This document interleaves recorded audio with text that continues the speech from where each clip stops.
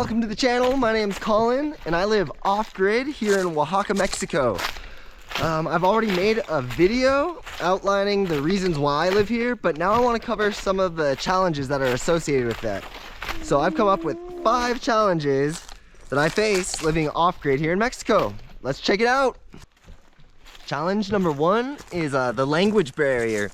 A lot of cities, beaches, resort towns, you are gonna have a lot more Mexicans who speak English as well as expats or foreigners in general. But specifically living off-grid in remote Mexico in this village, there's hardly anyone that speaks English out here. So there are some expats, but as far as doing business, buying materials, anything of that nature, you're gonna be speaking Spanish.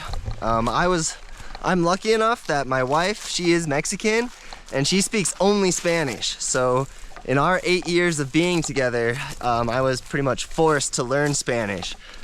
So with her help, we've been able to negotiate and work through a lot of the challenges, because in order to find our land, in order to do everything, it's required Spanish. There's not English out here. So that's something pretty unique to being remote here in Mexico.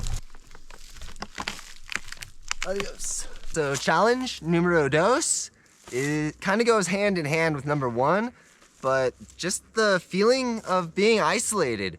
So being in a completely different country than, my original country, I've got a different language, different culture, entirely. And then adding on top of that, living off-grid. So even when we go into a town or have necessities where we gotta leave and get out into the community and the public, it's still a whole different culture, a different language. So having a hard time expressing myself, feeling isolated, even with my own wife, there's a certain extent that I can explain myself, but I'm still, speaking as a child. And with really in-depth talks, or when things are emotionally charged or elevated and you really have that need to express yourself and get the words out and they're not available, that's really difficult, and it's a struggle, and it can feel pretty isolating. So part of this channel is so that I can express a lot, speaking English, get it, at least try most of the time. But that's part of the channel, is to have that release and that sense of community however I can find it. So isolation, that's a real one. Definitely working on that. Challenge number 3 is just everyone assuming that you're a rich American. And I think in a lot of instances that might be the case for people who are tourists and on vacation. But as far as me, I'm here to live. My wife's Mexican, my son's Mexican. We're living here. So, constantly I'm being overcharged. And the hard part is that I know, my wife knows, I know I speak English, and it's a constant thing. There's always that extra price thrown on just for being an American. So, in a lot of touristy areas or other places where there's a lot of traffic, we were able to send Vanessa in, and she could negotiate and establish a price, and then I would come in later and then pay. So unfortunately here we cannot pull that off because everyone knows who we are. It's such a small area. So I'm constantly having to negotiate, and it gets tiring. There are a lot of times that I just let it slide. If it's $1 here, 50 cents there, and I just don't have the energy. I don't want to be fighting with everyone every day over pesos. So I let it slide. But it definitely kind of compounds and works with challenge number 2 I talked about, which is feeling isolated. When I feel that, kind of adds to that feeling of separation, so to speak, being that outsider, that American, and then being charged extra on top of it. And honestly, the people here, they have so much more wealth than I have, honestly. I'm in debt to be able to pull this off. It took a lot. And yeah, unfortunately, having that little extra on top, it definitely grinds on you, and it can be a challenge. But I think as time goes on, that should become less and less.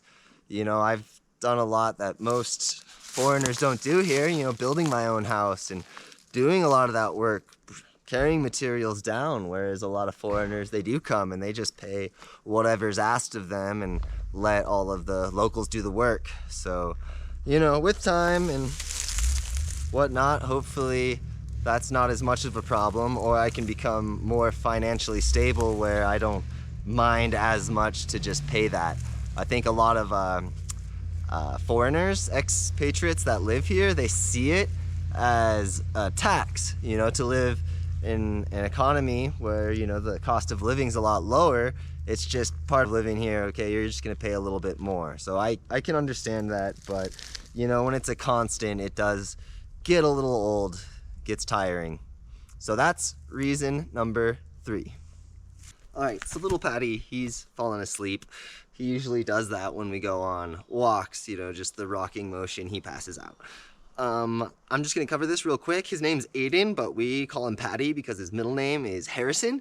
And when you say Harrison in Spanish, it sounds like Harrison, Harrison. Oh, that sounds like Chinese, but Harrison. And then Hadi, we started calling him Hadi, and then Hadi just turned into Patty, Patty. So all the time when we talk about him, we call him Patty. So from here on out, his name is Patty. No more Aiden. Patty is sleeping. Challenge number 4 is finding building materials. So there's a lot of specialty materials that you can find in the United States that aren't here in Mexico. And for instance, a lot of the residential building my cabin, for instance, everything that I learned on YouTube, there were a lot of instructions that use specific products and very specialty items that aren't available here in Mexico. So what I ended up having to do was use a blend of what I was learning, from English YouTube, from American style building, to what was available with materials here. So that came with some unique challenges and kind of just doing the best I could with what I had. Some examples of that being to pass my stovepipe through the wall. I couldn't find any double-walled specialty items to do that in, a low-risk manner. I ended up doing what they do here, which is just filling in that hole with cement. And I don't love it, but that's what's been available here. Another one is all the cement that's out here needs to be mixed with sand and gravel. There is no Quikrete, so that just makes working with cement a little more cumbersome, especially when you don't have road access. Another one that just really bothers me is that there are no star head screws. For instance, T25, there's no screws. It's only Phillips out here.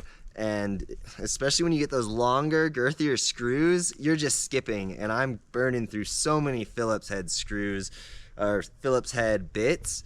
And it drives me nuts. There's just none. You can't find them. You can find the bits, but you can't find the screws. So there's that. I'm sure you can buy them online. I don't want to pay the money for that. What's another one? I'm going to think of an example, and I'm going to pull out my cheat sheet right here. Let's see, what was the last one? Oh yes, there's no pressure-treated lumber out here. I can't find any pressure-treated lumber, so what we ended up doing is we just paint using a 50-50 blend of diesel and burnt motor oil. So I just put on a nice, healthy smattering of that, and that's what we're able to do.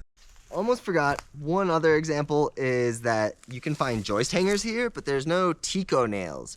So I'll throw up a little image of, what I don't like to show, but I found joist hangers and I ended up just using regular 3-inch nails and then also some shorter, girthier screws that I could find. Any of the nails that are shorter to work with joist hangers are really, really small gauge, so I wasn't able to find any of those girthy number 8, I believe, or 10 Tico nails that are shorter. They just don't have those out here. So there are some where you get some of the material, but not everything that goes together to make it work properly. Challenge number 5, I definitely knew going into this, but it's the lack of opportunities for income here in Mexico. Obviously in cities, beaches, tourist areas, there's going to be more opportunities to open shops, businesses, work on that tourist economy to make money.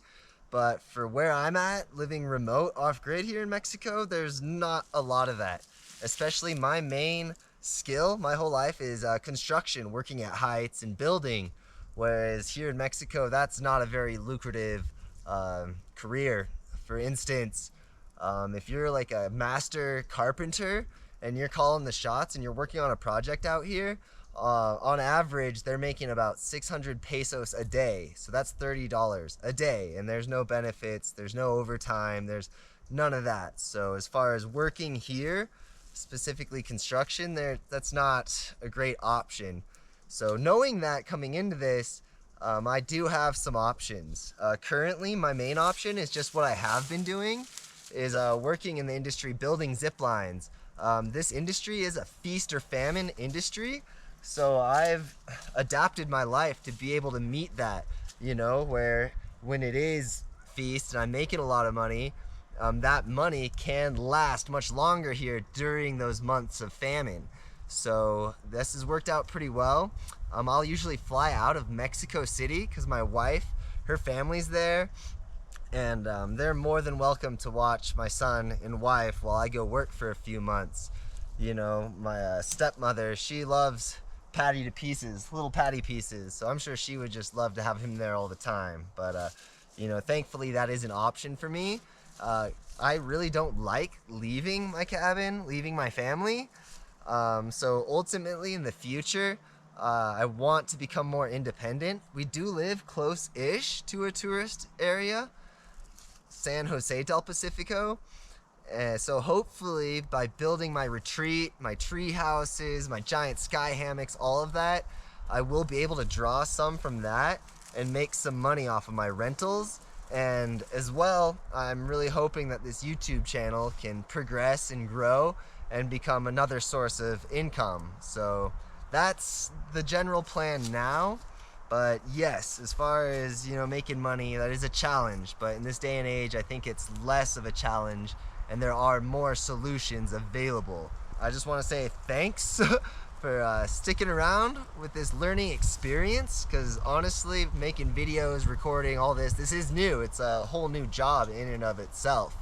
So I am currently going through that new job learning process where it's uncomfortable and not that great, but with YouTube videos, it's just public to the whole world. So thanks for bearing with me through this growing process. Do you have anything you'd like to add, Patty? I don't think he has anything to say. All right, number 5, lack of income opportunities. We've just returned back to the ranch from our walkabout, and that concludes my list of 5 challenges living off-grid here in Mexico. I just want to say thanks for sticking around. It really means a lot to me. If you guys really like that, be sure to like, comment, and subscribe. I'm always open to any recommendations for video ideas or whatnot. So once again, thank you so much. Have a great day.